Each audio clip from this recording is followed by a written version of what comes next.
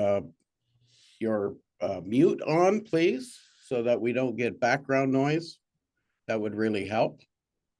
I'm trying to manage the people coming in, so if I get distracted or appear, which I probably do look distracted, please forgive me because there are people coming in as we are chatting here. But thanks very much for joining us again. We do have a lot of people coming on, and probably a lot of people coming on because of our guest today. And Ian is and will shortly be on. He's running a little bit behind as well this morning, but we thank you for joining us, especially with our guest today. And you've probably seen him on virtually every major network, even in the United States. He is certainly an expert in the supply chain and of the automotive sector and a lot of other sectors. He understands completely how manufacturing works in Canada and the U.S. and Mexico as well. So we certainly appreciate the president and CEO of the Auto Parts Manufacturers Association of Canada, Flavio Volpe, coming on. Flavio, great to see you this morning, and thanks very much. Our air, right? That's a. Oh, Rob, can you go on mute there, please? Thank you. Yeah, thanks for having me. I showed up because it said ask an expert, and I could use a few this week. You didn't realize you're putting me on the spot. Well, that's what we do, and we appreciate you taking the time. I know you've had a ton of different interviews today or this week. I think you said before we got on, you're hedging right up against 300 interviews since January 1st, right? Yeah. You know what I think what's important is I think people need to hear real talk in real time. What's happening? What's at stake? The people who are at the table, federal government especially, have to be diplomatic. I don't have the same shackles, but I think it's important to get the message out on how our counterparty is and isn't, and use that in events like this. And I appreciate everybody taking the time this morning. I just came off a members call, and then right before that, a board call, to say to people, look, if you've got something that needs to get into the conversation, tariffs, counter tariffs, where are you exposed? What are you hearing from customers in the US? What are you hearing from suppliers in the US? How can we better prepare our responses? How can you bolster our posture? What should we be worried about? So I try to say that publicly. On CBC last night, I said, well, 30-day reprieve for a punch in the face. Well, why don't you just punch me and we'll get on with it? And I think a lot of people are feeling that way. I just run everybody through what happened yesterday, or at least the last couple of days. You're hearing about a lot of issues that the Americans have that they think are worthy of putting a tariff on Canadian goods, whether it's a universal tariff on all Canadian goods or whether the specific ones like steel and aluminum. There's multiple layers for them. One of them is the one we talked about that's gotten us into this tariff situation right now, is the fentanyl illegal crossing issue. But they said, well, if we get some satisfaction against the numbers there, we'll pull back from the tariffs. This is unprecedented use of emergency, International Economic Emergency Powers Act. And it doesn't appear to be based in math. They were satisfied 30 days ago on our plan, and then we demonstrated to them that fentanyl seizures on the U.S. side of the border, incoming from Canada, down 97% in the first month. And I can't remember the numbers. It made a real material impact on border crossings. And remember that we're starting on fentanyl, less than 1% of the fentanyl coming into the U.S. When they first brought it up, and on illegal border crossings, 8 or 9% of the legal border crossings. And certainly, if this was a partner that we were dealing with, and then we would also deal with the fact that 8 times the amount of fentanyl comes in the other direction from the U.S. into Canada, but we're not. So he used that to drop to drop tariffs on us universally 2 days ago. When he talks about steel and aluminum, he's talking about another layer for next week, for the 12th. There's a standing proclamation that was based on the use of national security legislation in 2018, where they put 25% tariff on Canadian steel and 10% on Canadian aluminum. What they did with that is we negotiated an exception for the NAFTA final draft, the USMCA final draft 2019, and then they used that to negotiate through the end of the Trump administration, the first one, and then through Biden's administration, exemptions for other allies. And so they're operating as if that is still in force, and they're removing the exemptions on the 12th for everybody and come back in and negotiate again. So there's that. Then the April 2nd deadline, they're conflating two things. One is January 20th, they said he signed an executive order that instructed the Commerce Secretary to go and do investigations on the nature of the trade relationship between the U.S. and Canada, Mexico, and China, with specific instructions to look at import surges in the various industrial verticals since the USMCA had been signed and make recommendations. That's another layer. He's talking about reciprocal taxes, reciprocal tariffs. It's this insanity where they're just making stuff up on the go. There's no such thing. What he's saying is, or what people in his office are saying more than him, is that there's value-added taxes in other countries. There isn't a federal one in the U.S., and that it unfairly targets U.S. product like the HST, and that if you have an HST or a VAT, then we're going to tariff you. We haven't seen an executive order on that, but yesterday when they granted a 30-day exemption to the auto sector, they said, well, there'll be this is just a 30-day reprieve because the reciprocal tariffs will come back on April 2nd. Now, I heard that with a keen ear. There's no paperwork on reciprocal tariffs. There's this Trade Expansion Act, Section 232, National Security Tariffs draft with recommendations coming. They're conflating the two. And then ultimately, they see the USMCA as another platform for tariff application. They see the fact that there's no tariffs as a zero value, and that it could be a 1 or a 10. It's not in absence of tariffs. It is a tariff instrument that's just currently set at 0. These are important to know because when the president called the prime minister yesterday, actually, let me take one step back. He put 25% tariffs on all automotive goods, cars and parts.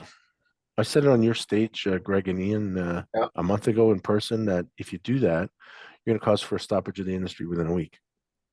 The math is $300 million worth of goods, automotive goods, cross the border in that direction every day. So somebody accrued $75 million worth of surtaxes. It's typically the auto companies are the importer of record, but of course there are some suppliers who are, but the vast majority is the automaker. But there's also intercompany transfers where you are your own importer of record. We operate in a 6 and 7% environment. So a 25% surtax on today's shipments is 4 or 5 days worth of profit, depending on your program. And, this is an average, 6 or 7. If you're wiping out this week's profits in today's shipments, what are you doing tomorrow? and the day after? How many weeks are you going to schedule? My bet is one. Now, that bet is the same bet that the automakers made. What they said was to their suppliers was keep shipping. So they accrued a bill they need to pay. And they've done it 2 days now. This is the third day. And everybody asked me yesterday, well, I thought the industry was going to shut down. I said, what's in a day? Give it a week. It's just math. How many days are you going to accrue that loss before you stop scheduling? If you're a publicly traded company, you're not in control of that answer. The market's in control of that answer. Your CFO is going to jump out a window, pushed by your board. Do something. And the do something part is go to Washington, which they did, or go to court, which they haven't yet. In automotive, we schedule production days. You can make up 1 or 2 or 5, but you can't make up 30. And so that lost production is irreparable harm. I argued irreparable harm when I got the injunction to reopen the Ambassador Bridge after it had been closed and shut the industry down for a week. It's not a hard argument. So we've prepared to go to court. We needed the industry to shut down so that it can demonstrate the irreparable harm. We're standing down after yesterday. Now, what happened yesterday? The 3 D3 CEOs met with the administration last Thursday. We're told by Howard Lutnick that they should move their operations to the US, so there'll be no tariffs. But they talked to Jameson Greer, who's the USTR, and said, we renegotiated the NAFTA. We've got a USMCA. In the USMCA, you gave us all extensions for programs that weren't sunsetting in the year that we signed. Almost all of our programs are now at that higher USMCA compliance level. That's about 25% more American content in American vehicles.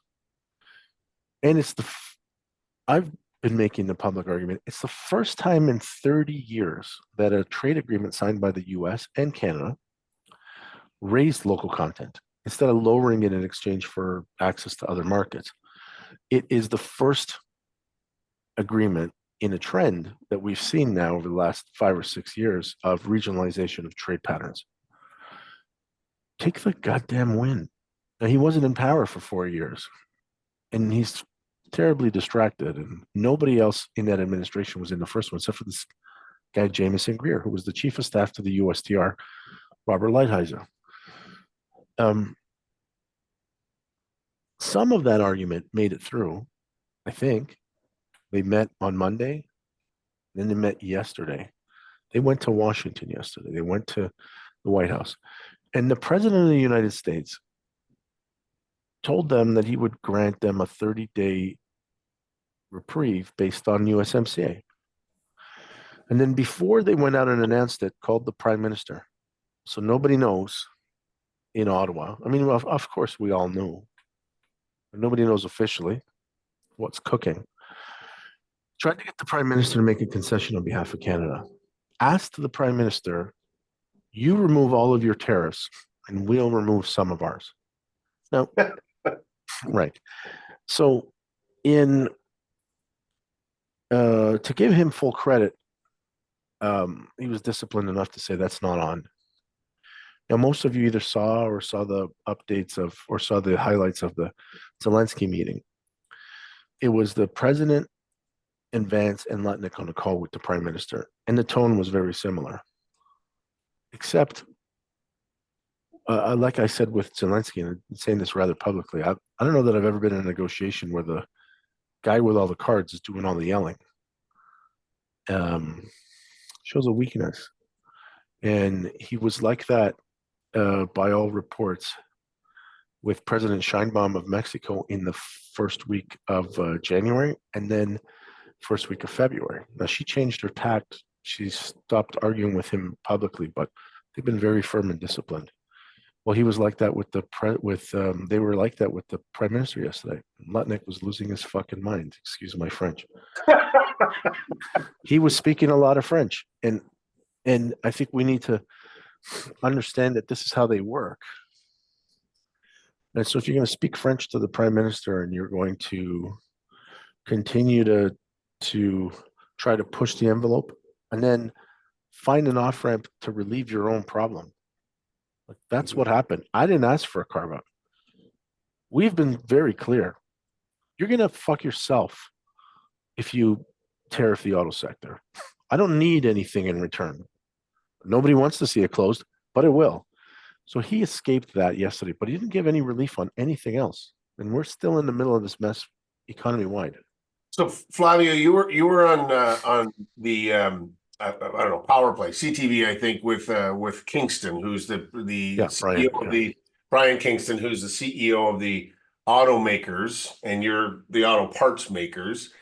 And I think I'm just interested because there'll be some detailed questions from this group, but I just as a practical matter, the impression that I got was, which is very similar to what the premier said. I think what the prime minister said is, we're not negotiating now. You take them all off, go back to some sort of sanity, or they're staying on. Seems to be that's where I think broadly the business community is, because we all know that there's no winning unless it's a full package. Is that, and that has impacts for your members and for the business community, certainly across Ontario and Quebec, if not the whole country. Is that, did I have that right? Or maybe explain why that has to be the answer, because what you're describing is, the frenetic pace of Washington of get a win here and then go back and do the same thing a month from now, because the uncertainty, and Greg and I talked about this on the radio show, we talked about it with you, uncertainty means investment doesn't come, people will make their own business decisions with thin information. And so certainty's got to be, we've got to get back to certainty. Yeah, you're right on all of that. And by the way, the weather's very beautiful where you are right now. I'm golfing after this. Yeah. Look, Lutnick called the premier yesterday. Now you think about this, right? So this is a commerce secretary watching TV and seeing the premier say, we're going to shut the lights off, and called him and yelled at him. Now I think you all know what Doug Ford is like. Yeah. Do you think Doug Ford said to Lutnick, I'm sorry? Yeah. He told him, you're the commerce secretary. Go talk to somebody in Ottawa. If I want to shut the fucking power, I got to stop swearing to them. I'm sorry. I want to shut. No, it's all of our favorite words right now, Yeah. especially when we talk about this. Yeah. He said, look, if I want to shut the power, I'm going to shut the power. You started this. And it's interesting because, of course, we know that Doug Ford, who I'm going to see at 2:00 this afternoon with a group of manufacturers, we know that Doug Ford was sympathetic to Trump when he first got elected in 2018. And we know, we saw during the campaign, videos coming out.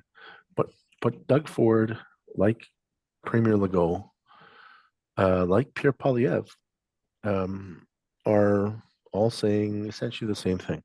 Yeah, some of them can say it a little bit better. Frankly, I'd like a little bit more, like just frank talk. Let the people at the table be diplomatic. The rest of us, there's this fantasy that if you're not on Fox, which I was on Monday, if you're not on Fox, he's not listening. I don't believe that at all. I think they consume the news. They're so thin-skinned. Talk, get it out there, saying, "Hey, I don't want to do this." Well, you will be. I keep saying 900,000 American auto workers are going to be home. That to me is the most, the market's tanking, and explaining that if he shuts things down and it shuts down in 4 or 5 days because there's some inventory, but 900,000 Americans will be sitting at home when one plant shuts down. They probably all do because the nature of the business. 900,000 people staying at home is the thing that's probably, and the market's tanking, saying this is terrible for the economy. Yeah. Yeah, let me add a couple things before we kind of open this up, or I don't know what your format is, but so we'll have a new Liberal leader on Sunday. We'll probably have this is just my opinion, but I mean, I'm happy to say it publicly. If it's Mark Carney, we'll be in an election next week. If it's Chrystia Freeland, she might choose to try to govern. And there's only runway to October of next year. I know we all have our political preferences. I will say that it's an interesting dichotomy. Chrystia Freeland knows this file. I wish she was on it. I mean, I wish none of this, wish, but really do need a senior person on it. I'm watching some of the others who are on it. They really don't know where to throw the ball. And they're really not making an impact. The prime minister has stepped up. He's been very good. It was time for him to go. Everybody wanted him to go. His own party wanted him to go. He wasn't making any sense on anything. And then now in the last couple of months, making a lot of sense. The problem here is, the reason I think she might try to govern if she wins, and he's likely to win, but the NDP aren't in a position to hold their seats, and so they may be willing to support the government. I think that, and I said this to her when I saw her yesterday, you better, if you're going to try that, if you win and you're going to try that, you better bring some very senior conservatives on, not try to, successfully bring them on to a Team Canada, like Stephen Harper conservatives or Stephen Harper, and try to govern through this mess. So at least we have stability through the April 2nd, whatever the reciprocal date is, whatever we concede on USMCA. Now, if she doesn't win and they don't do that, I don't see Mark Carney. He doesn't have a seat. He can't show up. He can't show up and table a throne speech from the gallery. So he's going to go to an election. The election is still very likely to be won by the Conservatives. And so we've been spending a lot of time trying to also spread the math and the information to the Conservatives. And I think if some of you have been trying to do that, I think that's good. I think the expectation that you're going to speak to Pierre Poilievre is low. It's really the nature of the job, but there are very important Conservatives who are good on the trade file, like Ryan Williams or Randy Hoback, who have been taking calls, who have been making calls. We had Randy meet with our board and members not too long ago. And really not just like, I'm not imploring you to do anything. I don't even know if you're going to be part of the government, if you guys form government, but at the same time, you should hear how the dynamics of the business work so you hit the ground running. And then we've put together essentially a transition binder for the Conservatives should they win. And you'll hear me talk about Team Canada a lot, but the test of Team Canada is, will you do it for anybody who's in charge? And I think right now we all need to. And I think a lot of people have misgivings about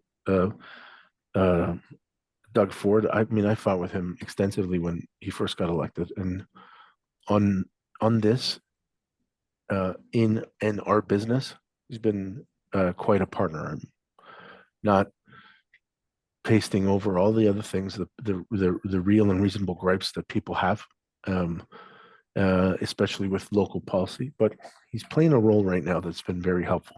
He's punching Letnick in the nose. Letnick, who acts like a carnival barker, yesterday went on TV and said, these are Michigan jobs and they should be here. So I went on TV and said, they've been Ontario jobs for 120 years. And then we released to the Washington Post, the Wall Street Journal, New York Times, on CNN. Here's 172 Canadian plants in the US. So are those 48,000 jobs there Canadian as well? We have to do that. Now, what can you do? What's been really helpful for me, and that's just me, you don't have to give me anything. You don't have to use me as a conduit, even though I'll offer it. But like people like Patrick Haley, who's the Assistant Deputy Minister at Finance responsible for tariff policy, should know if you're exposed to a counter tariff on rubber, where the tariffs that are hitting us are not hurting you, but the counter tariffs, we have to be careful. They do not have a list that says this is what we're doing. They have a commitment to $125 billion worth of tariff exposure. And they're going to consult on $200 billion. And you ask, when's the consultation happening? Right now. Yeah. Right now. And I'll share. I know you guys probably have it. We'll share all the connections, and you just go straight to them. What I'm asking our members to do, and they give it to me anecdotally, they'll say, I had somebody who's in aluminum stampings. They said, you know what? Like, we're a Canadian company. I'm fiercely Canadian. It's a family-owned business. It's 2 generations. It's a small-town company that's been able to expand to 6 plants to do 200 million or so a year. I mean, it's healthy, but that's not a crazy number in automotive. They said recently, like in the last few years, they haven't been able to get, because they buy small batches, 700 tons of aluminum. They can't get it from Quebec. We were down the street, and I can't get it, and I can't get it in time. And we've had to buy it from China, and I don't want to. And I would love to help industrial policy move to better access in smaller batches. I don't want to be exposed to China, but God damn me, your China counters are killing me. That's important. Now I white label those, or I introduce Patrick to them. And while most of you, I mean, if you've heard me speak, I'm pretty hawkish on China. I'm also not binary on it. There are shades of dark gray that are important, and there's no sense in being pure and out of business. Better to be working towards helping the federal government move some policy that shifts you away from that dependence. And no, we shouldn't pivot to China for what the Americans are doing. We should. I mean, I'm never going to trust the Americans again, but I'm certainly going to continue to always work with Washington and Lansing and every other place in between, because it doesn't actually make business sense to not have that as our export market or our input sources. But if you're in a different business and you've got ideas on how you might be able to, if there was a regulatory change, if there was a trade expansion effort that you could reach the UK, or Mexico might be better if you could get a different treatment from EDC. Well, now's the time to speak up, and I'm happy to help. Been working with Greg and Ian for a long time. Don't be cowed by the fact that we won't have a federal government for a month, likely. A new government especially is going to need some guidance. Yeah. Flavio, the other day I can't remember which one it was on, because I saw you on numerous networks, but you had mentioned that if come April, if the tariffs are reimposed back onto the auto sector, that you actually said if it goes a long term, that one of the big three will fail. Yep. From that perspective, my sense is because they're not going to be able to do what Trump wants them to do and move all their manufacturing to America. That would take a couple of decades to achieve all of that. But so what is the reasoning from your perspective? Is it just consumer denial of having to pay this additional price, or what is it? No, let me say that I absolutely root for the D3. They are the fundamental core of our business. And I say it as a warning to the White House. Now, I don't believe that you care about automotive. I believe he's trying to break every convention in the American industrial culture. And that's domestic operations and global alliances. I think he has a friend in an automaker that trades at 130 to 1 PE ratio that's looking to pick up some of his competitors' lines and divisions at a discount. And I think he's working actively towards that. I think he is the both of them. You put a 25% tariff on cars and parts, you end up shutting the industry for a while, which of course he pulled it back from the brink yesterday. You shut it for a while. These are some, one of the D3, which was the world's biggest auto company and tied for number one in 2019, sold 8 million cars that year, 4 million in China, is now down to 1.5 million in China. If you squeeze this while you raise the cost of it, even if they're willing to pay the surtax and risk that customers are willing to pay $75,000 for a $60,000 truck, we all know those customers are going to disappear. They are not listening to them, even though they listened yesterday. I don't think they listened so much to them as they understood, shit, we really are going to crash the industry right now. We need to come back from the brink. But they're raising their cost of the metals that are actually in the USMCA. You need 70% of the steel to be local to qualify for tariff-free sale. He's doing everything he can. No, let me do it in reverse. If I wanted to break the U.S. industrial complex, this is how it operates. Now, what ends up happening is that, like, on this side of the border, we know what the tariff pressure feels like. On that side of the border, that's a consumption tax.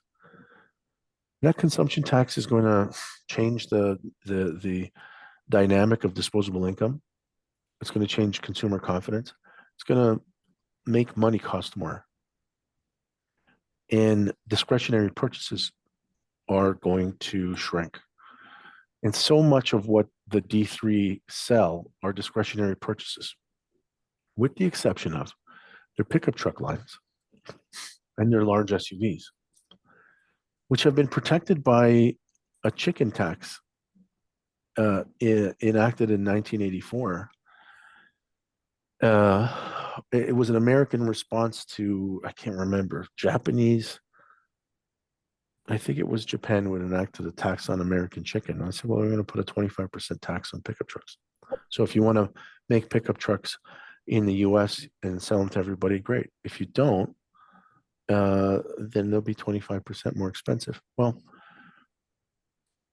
they inflated a market, a section of a market.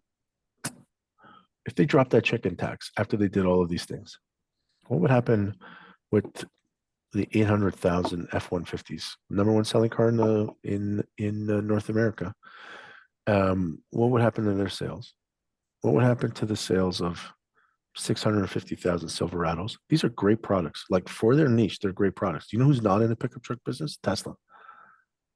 You know who doesn't want to be in the EV business? Trump. What's the grand bargain? I'm watching Tesla. I'm watching Tesla with the D3. Elon Musk didn't go to Washington and beg the president to stop this industry halt. He's trading at 130 to 1, and Ford is at 6 to 1. The oldest and most American car company with the number one selling car and the most iconic car in the US, the F-150, and then also the most iconic actual car, the Mustang, is the only CEO who stood up and said tariffs on Canada and US, Canada and Mexico will blow a hole through the American industry. You know, when people ask me, like, well, we're the Americans. Well, Jim Farley is American, and he knows the peril. So what will happen is that, you know, you shake this market, you shock this market, you shock those manufacturers, you humble Detroit and Dearborn and Auburn Hills, and Elon Musk is the savior. And we're saving an American manufacturing. Oh, those are fat. So I like the pickup truck lines. So let me just run through Stellantis for a moment here. And this, I say this with great respect to people at Stellantis Canada who are very good friends of ours. This is a company where the synergies of the two companies that came together in the last 5 years haven't, in some cases on some brands, haven't worked. They have some dead brands and they're Italian and I love them, but I don't know how many Maseratis got sold, and I don't know how much that's driving business for the engine block plant in Kokomo, Indiana. I have one here, sitting here on the floor. They're giving them away, you know. I don't know how many Alfa Romeos are sold. I don't know how many Lancias are sold. I don't know how many Chryslers are sold. Dodge is down on one car right now. Two cars, actually, the Hornet and the Charger. I had a few Chargers, but they're not selling a lot of them. The Hornet, nobody's selling them. You know, the typical volume, inventory volume is 70 to 90 days.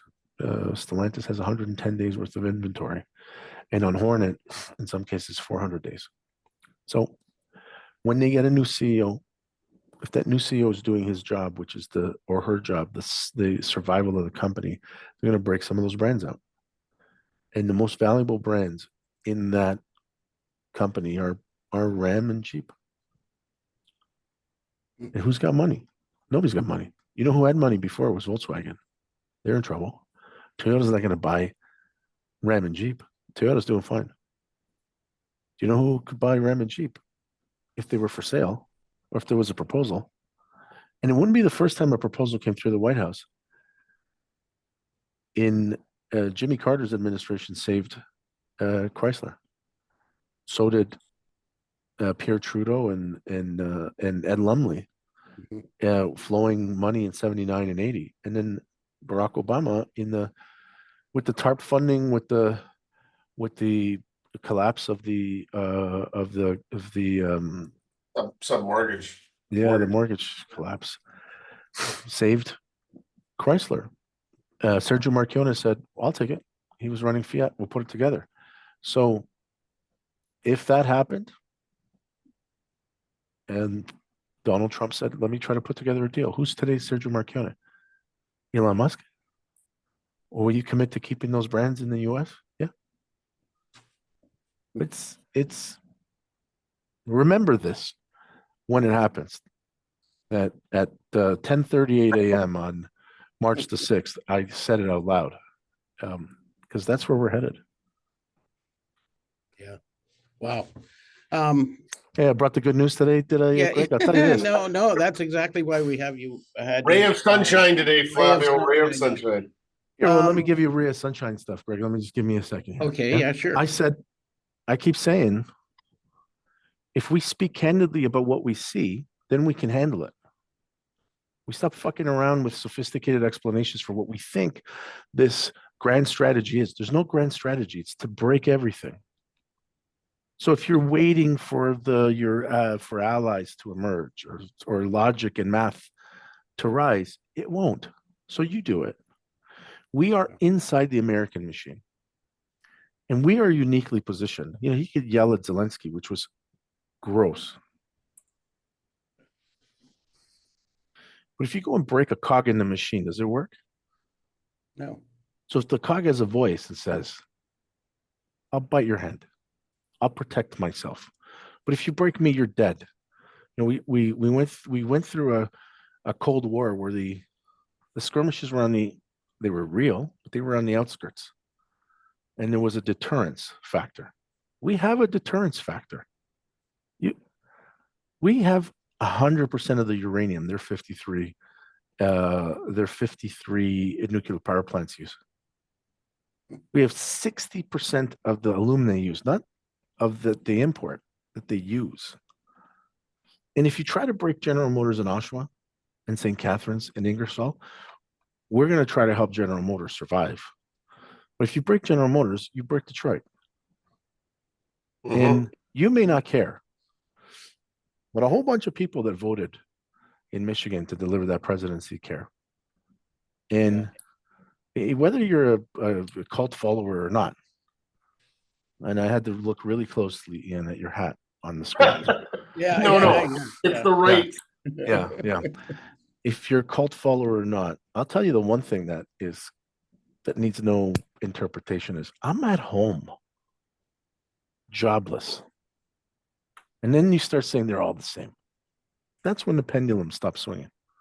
Sorry, I'll stop my rant now. I think that was one thing, Flavio, which you had said the day that the first, I don't know, month or 6 weeks ago when it put on and said, Trump doesn't have to care about people in Waterloo region or Toronto or, Niagara, but he's going to care about people in Pittsburgh and Toledo and Lexington, Kentucky, and Plano, Texas, and it's right across the U.S. that are connected either by supply chains or assembly plants that he's doing himself in on that respect. So, your words are pretty important for what's happening now, and I think part of this is as you've described, Greg. We've talked about it. What we can do to try and help is where there are Canadian suppliers that can replace US, parts where you can. Look at new markets, and there is programs to help, whether it's EDC, BDC. There's others that are going to be saying, how do we take advantage of those 50 other countries where we have free trade agreements? And it's interesting to hear. I mean, I hadn't thought of this as regulatory or legislative changes in our environment with a new provincial government, but certainly going to be one way or the other, a new liberal government or a new conservative government federally. They're going to be looking for that advice, and we need to help provide that. And that's no one better than the businesses on the ground. Yeah. Yeah. Okay, let's, okay. Did you go ahead. No, go ahead. I think we should open it up if anybody has some questions of Flavio. If you wouldn't mind raising your hand, we do have 2 pages of people, so it's easier to identify if you just raise your hand if you do have a question. Maybe Flavio, while we're waiting for people to assemble their questions in their mind, I'll ask you one that kind of came to me. What are you're representing clearly the auto parts manufacturers. So this is that integrated supply chain that is, a real, a real ball of yarn, so to speak, is maybe the best example. What are you advising your members and others who are participating in that space? What are you advising them to do at this point while we go through this bumpy road and potentially a long-term effect of tariffs? I'm gonna answer that with an example here. Let me see if I can share my screen.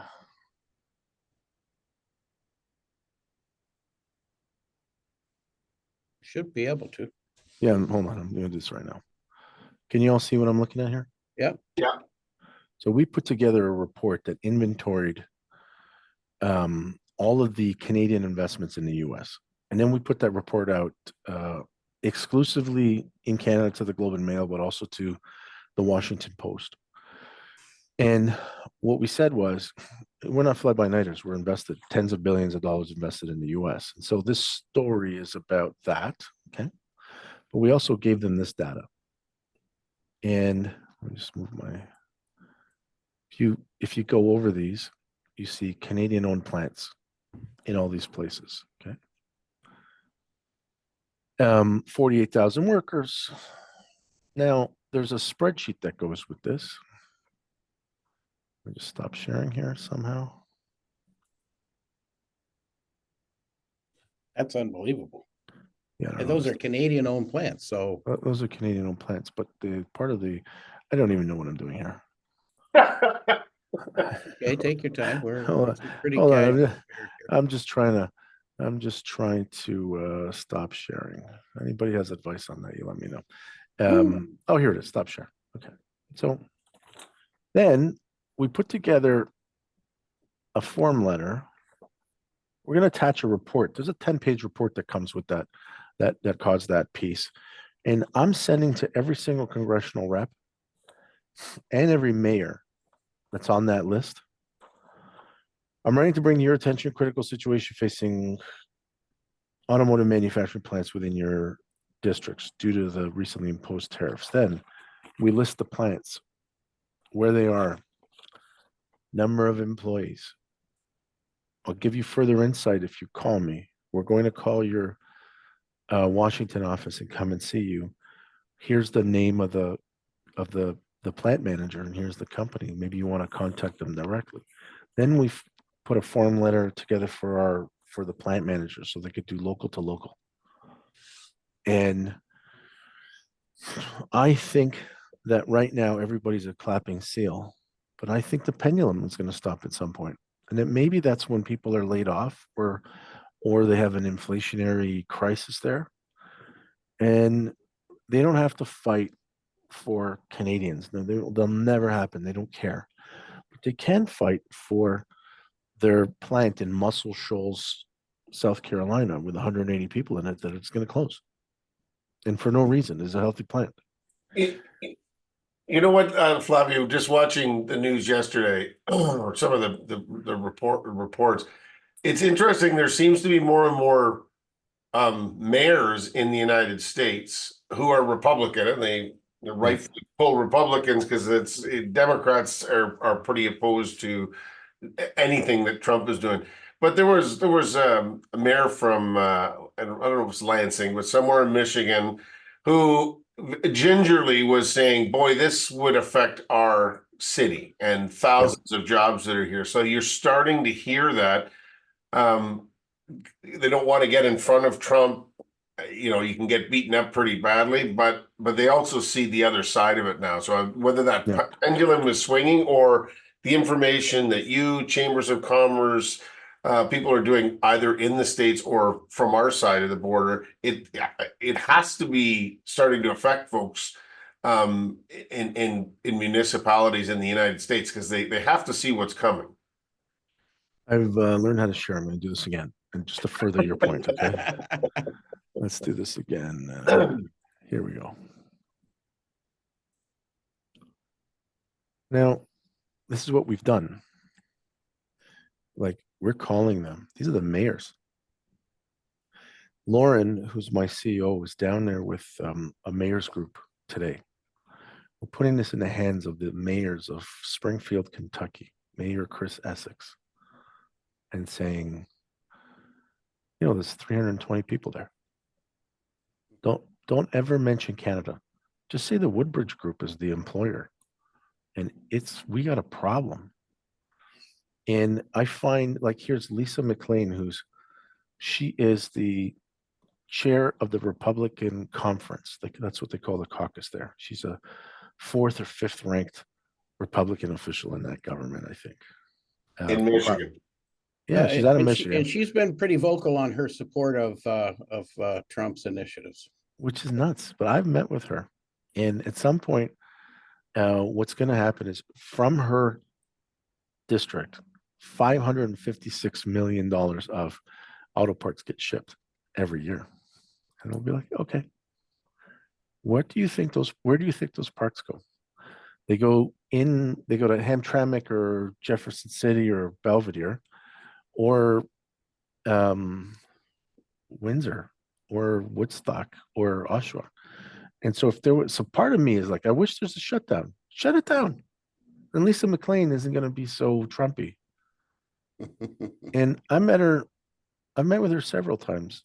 And I met with her while the president was a guy named Joe Biden. And she was very reasonable. And so I think part of this is we have to not dismiss these allies outright. She is a reasonable person. She's also has to survive in Washington. We're going to give her something.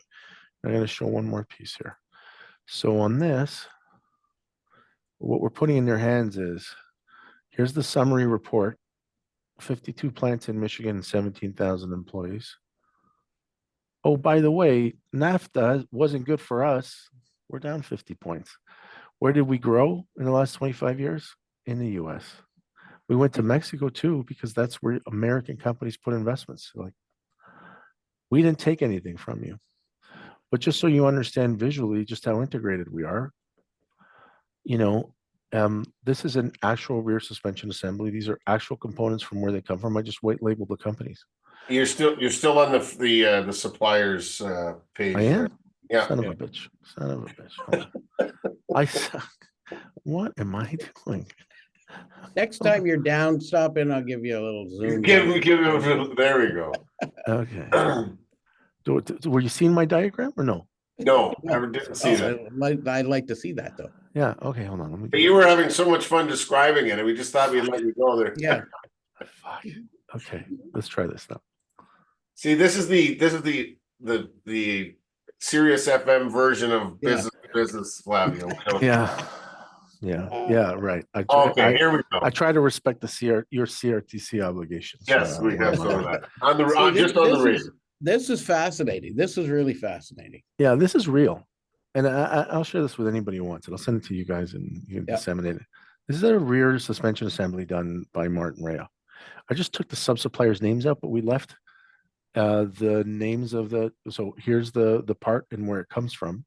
And then in a little bit of Auto Parts for Dummies, like, everybody hears this 6 or 7 times. Okay, here, I'm going to walk you through it. This is an actual part that we're tracking. So let's say this is a Ford F-150 plant. The steel mill is in Pennsylvania, Springs by Rossini in Mexico, Strut Tower in Livonia, STR Springs. This is Martin Rea in Vaughan. This is Kansas City, and then it gets sold in Ontario. What happens on aluminum? Quebec to a casting plant to machining at Linamar, then back down to North Carolina, then back up through Vaughan, then for a Silverado in Indiana, and then some good old boy in Calgary buys it. And and then on rubber, rubber is a little bit different. You need the natural rubber comes in from usually Malaysia, but it goes to Monterey. They mix it with synthetic rubber compound up to Iowa, back down for control arms in Brampton. Then, God, I can't remember whose this is. It's not a Martin Rea plant, but then into minivan in Windsor, and then to all those minivan lovers in San Francisco. And so what we're sharing this is with as many people as we can to say, like, I don't want you to fumble through it. I know that I do this, like, this is our reality every day. You should have it. And what's interesting about that, Flavio, is at first when someone said, "Oh, the parts go back," and people say it like it's like they know what it means, and I would say, "Oh, it goes back 7 or 8 times." It's not the actual part. It's from the raw material to where it ends up going into a car. Yep. It's transformed 6 or 7 times in many cases, but it goes across the border because those plants are there. I mean, the way you describe it there, that is really instructive. And I guess the question Lauren's asking it now, and this is the part where even when we were doing our live thing of saying, well, how do the tariffs get done? At what point does it attract the 25 points? Is it when it's in the finished car? Is it when it's, each time it crosses? Because at some point, and I think we said this when we were talking, is, you call it 25 points, and then you're going to add on reciprocal tariffs from something. And pretty much is like, why don't you just call it 1,000%? Because once you get past 50%, no one's building anything at that point because no one can afford it. When does it attract the 25% tariff? Every time there's a material change where it gets a different HS code. And right now, every time it goes into the US in that, there is, okay? And the Americans just say no drawbacks. So instead of on the final delivery and then being able to draw back all the duties that you picked up on the way, if it's $100 good that it costs 125 and it comes back, well, now 25 is on the 125, which is insane. And if the Canadian counter in 3 weeks includes those goods, it's going to hit every time. We're waiting for the Mexican counter on Sunday, and everything's on the table. So it might be that it hits it every time. And all those cost assumptions that you're seeing in the press, $6,000 or more, 9, 15,000, those are assuming duty drawbacks, but there's no drawbacks. Now we'll do drawbacks. We're not going to punish, hopefully, the Canadian government's not going to punish Canadian companies that need inputs from the US. But the Americans don't care, which brings me back to, like, they don't care. They're trying to break it. Mm-hmm. Yeah, can you send us, Ian and I, that stuff, and we can share it to those sure. Want to have it? I think that's really that is really, that picture really tells the story. I think that we've all been preaching for a long time, but I think the visual is really important. Any questions from folks out there? Go ahead, Flavio. There's another one in the Washington Post.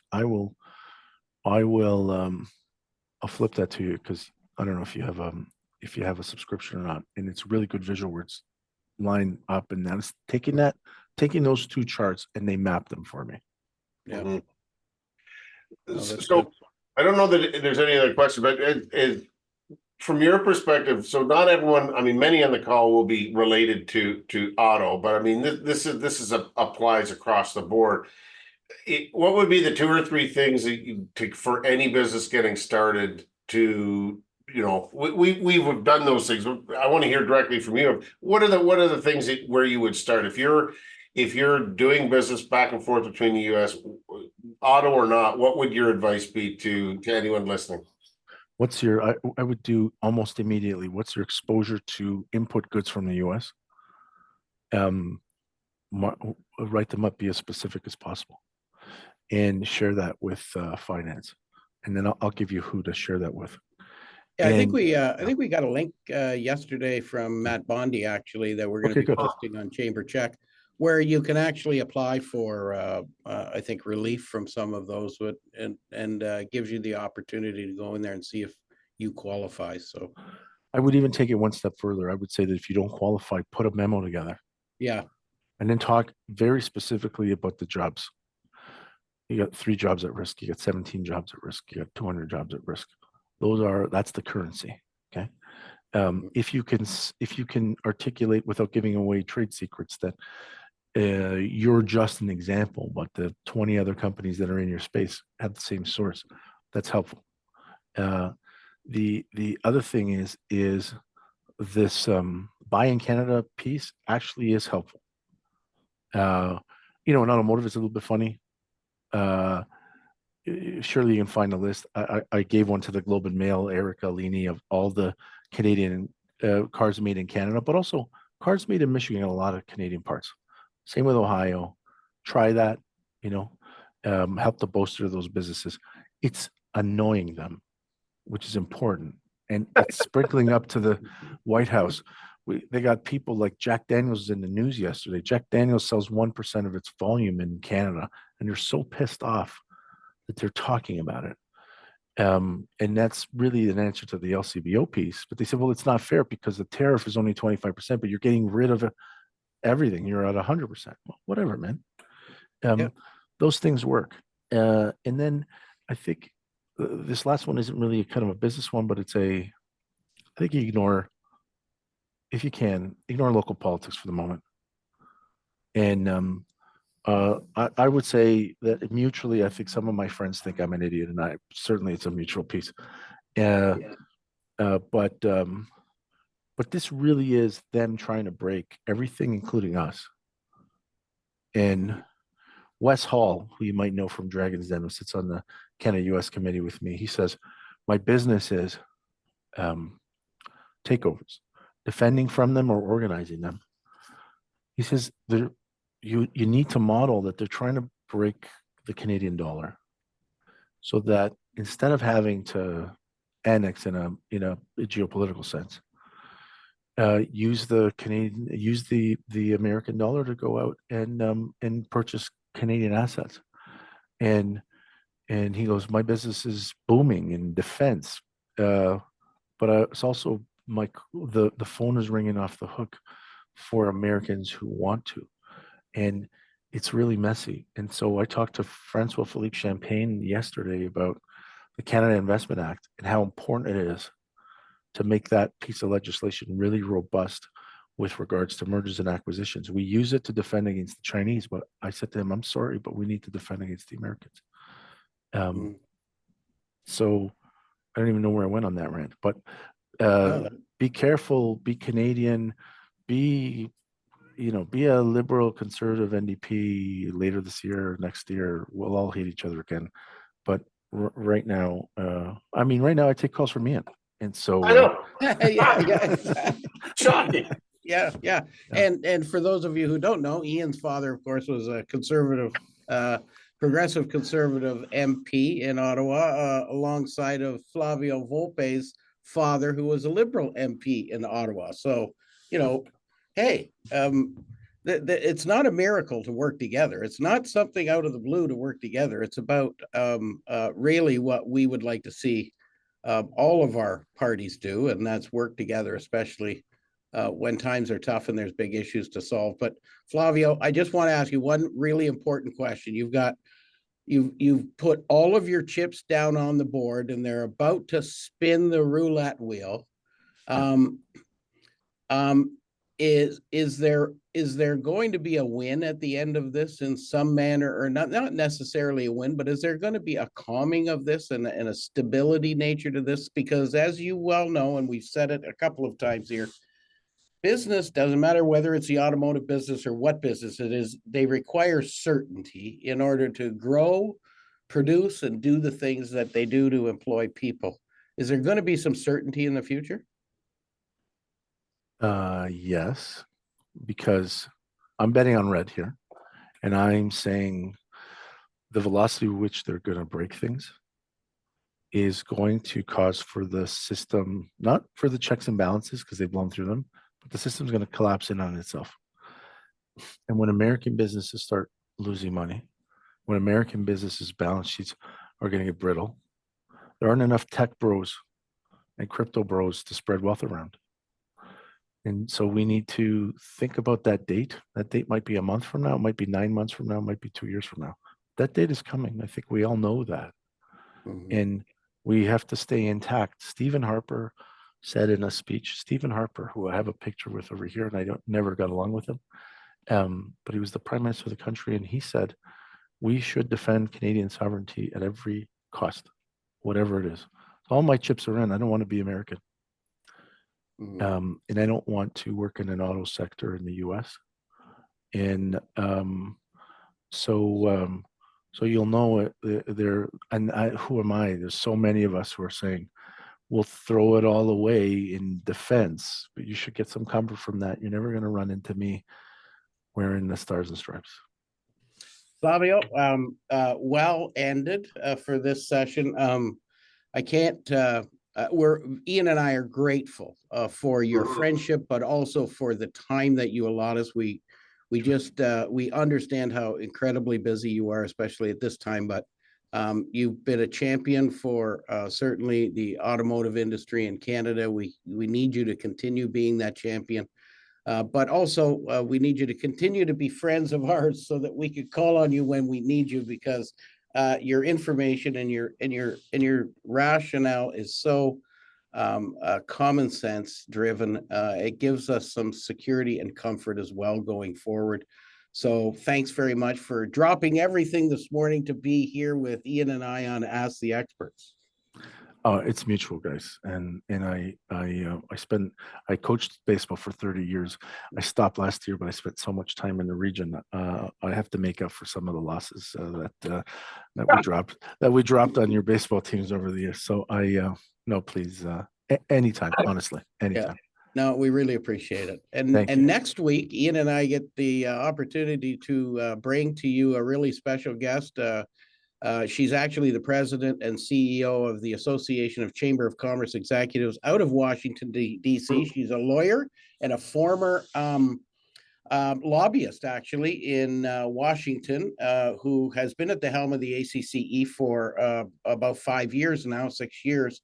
Her name is Kelly Ann, and she'll be on to actually not give you the other side of the story, but tell you what they are dealing with and how Canadians can help and how we can work together as chambers of commerce, but also as business, those with business interests, to make sure we navigate through this. So next week, don't forget, it's back to its original time at 9 to 10.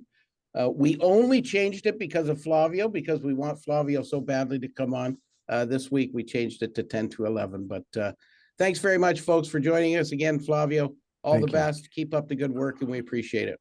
Ciao. Thanks.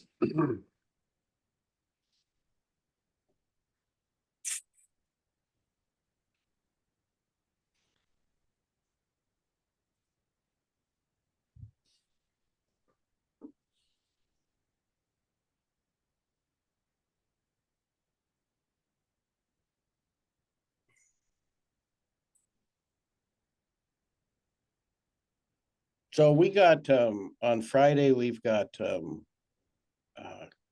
Kyle coming on. Kyle, yes, just a second here. Did Lisa's cell phone change? No. Text her.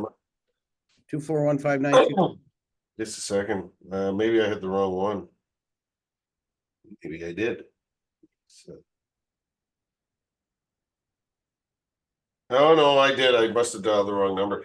241-5922. Yeah, that's her number. Okay. Yeah. No, I couldn't find. I thought it was in my calendar, and I couldn't find it. So then I'm trying to register. Thank God Jenna sent me her link.